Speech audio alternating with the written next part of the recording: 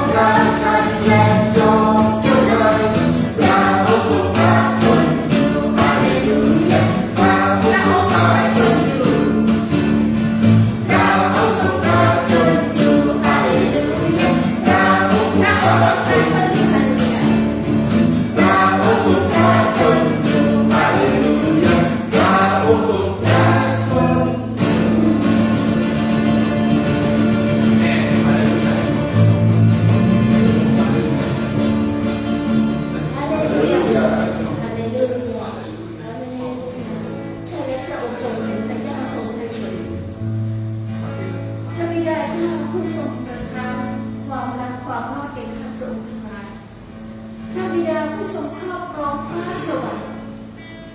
ให้พระองค์ประทับเหนือบัลลังก์แห่งการสรรเสริญนมัสการพระองค์ทรงอยู่ท่ามกลางเราอยู่เหนือคำสรรเสริญยกย่องเทิดทูนผู้ครอบครองอยู่นิจนิรันดร์บัดนี้และสืบไปจอมราชาและทรงเป็นราชานิรันดร์ของข้าพระองค์ทั้งหลายขอถวายแด่พระสิริแด่องค์จอมเจ้านายและจอมราชาผู้ยิ่งใหญ่ให้ชีวิตจิตวิญญาณของเราก้มกราบเทิดทูนพระองค์ผู้เป็นพระเจ้าจอมเจ้านายเจ้าชีวิตกันเลยลูกเรารักพระองค์เรายกพระองค์บูชาให้พระบัลลังก์ให้พระเจ้าองค์ทรงฤทธาผู้ทรงครอบครองชั่วนิรันดร์สาธุการปรารถนาองค์ทรงฤทธาทรงเป็นราชารักบิดาในสวรรค์เรารักพระองค์สุดหัวใจที่นมัสการในจิต พระ วิ บิ ญญาณ ดาในสวรรค์เรารักพระองค์ ช่วยให้เรารักพระองค์เป็นที่รัก เรายกนามพระองค์บูชาให้พระบัลลังก์พระองค์ประทาน เนื้อคำสรรเสริญให้ทั่วโลกา พระตาพระบารมี สาธุการพระเจ้าด้วยใจยก สาธุการพระองค์ทรงฤทธาผู้ทรงครอบครองชั่วนิรันดร์ สาธุการแด่พระเจ้า สาธุการพระนามองค์ทรงฤทธาทรงเป็นราชา สาธุการพระนามองค์ผู้ทรงเป็นเจ้า พระนามองค์ทรงฤทธาผู้ทรงครอบครองชั่วนิ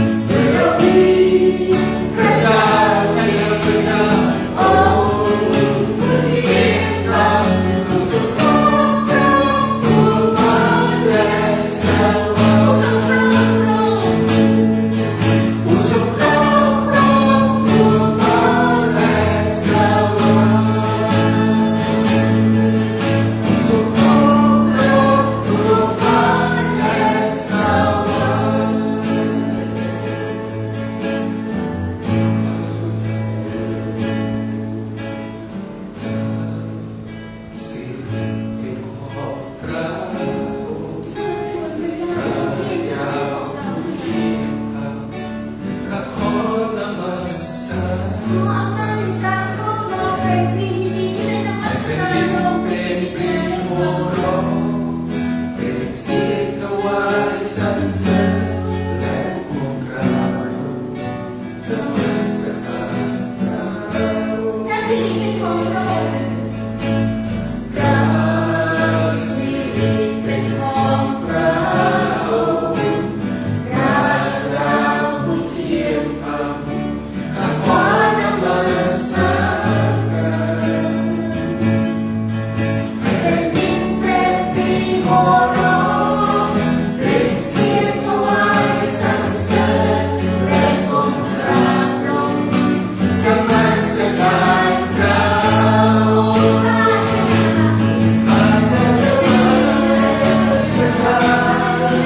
ด้วยจิตวิญญาณและความจริงของเราคือพระสิทธิ์ที่หัวใจขาดต้องการคนถวายวิญญาณจะมอบความชีวิตแด่พระพระเจ้าของเราราชาแห่ง ข้าจะนำสักการะที่วิญญาณและความจริ ข้าง จะนมัสการด้วยจิตวิญญาณและความจริงเราคือทั้งสิ้นที่หัวใจขาดต้องการข้าขอถวายวิญญาณจะมอบความชีวิตแด่พระพระเจ้าของข้าราชา เราจะนมัสการพระองค์ด้วยจิตวิญญาณและความจริง ข้าแต่นมัสการ หัวใจของเรา วิญญาณและความจริงเราคือทั้งสิ้นที่หัวใจขาดต้องการข้าขอถวายวิญญาณจะมอบความชีวิตแด่พระบาทพระเจ้าของข้า ขอถวายวิญญาณ ดวงใจข้าขอถวายวิญญาณจะมอบความชีวิตแด่พระบาทพระเจ้าของข้าราชาแห่งดว พระ ง เจ้าของข้าราชาแห่งโลกพระเจ้าของข้า รา พ ชา ระเจ้าของข้าพระองค์เป็นราชาแห่งโลก พระเจ้าของข้าราชาแห่งดวงใจ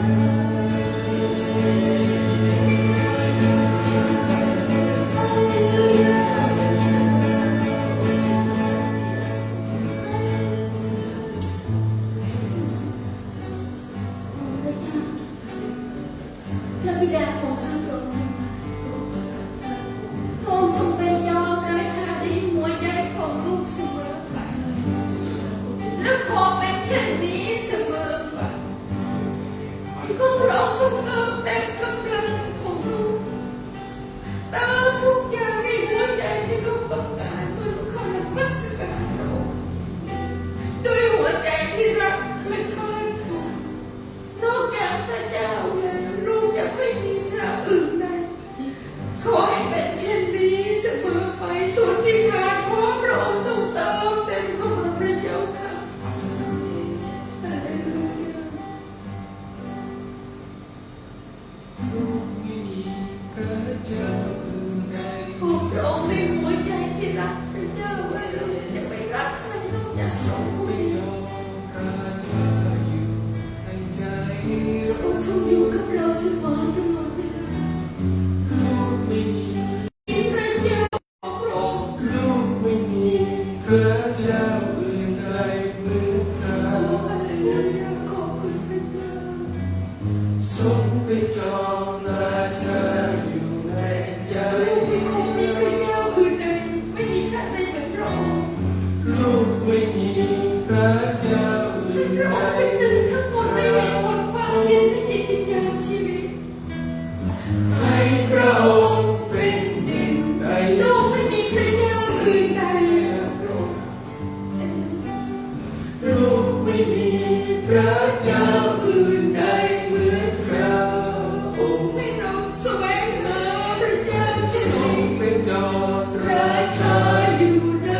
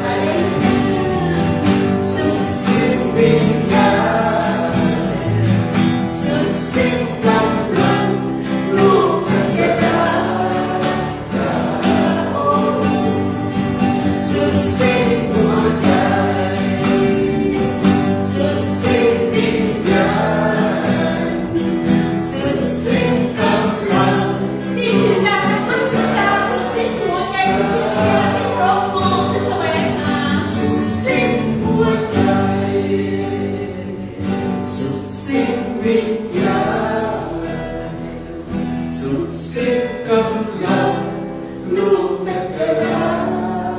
พระองค์สุดสิ้นหัวใจมอบทั้งหมดให้กับพระองค์สุดสิ้นวิญญาณสุดสิ้นกำลังลูกนั้นจะ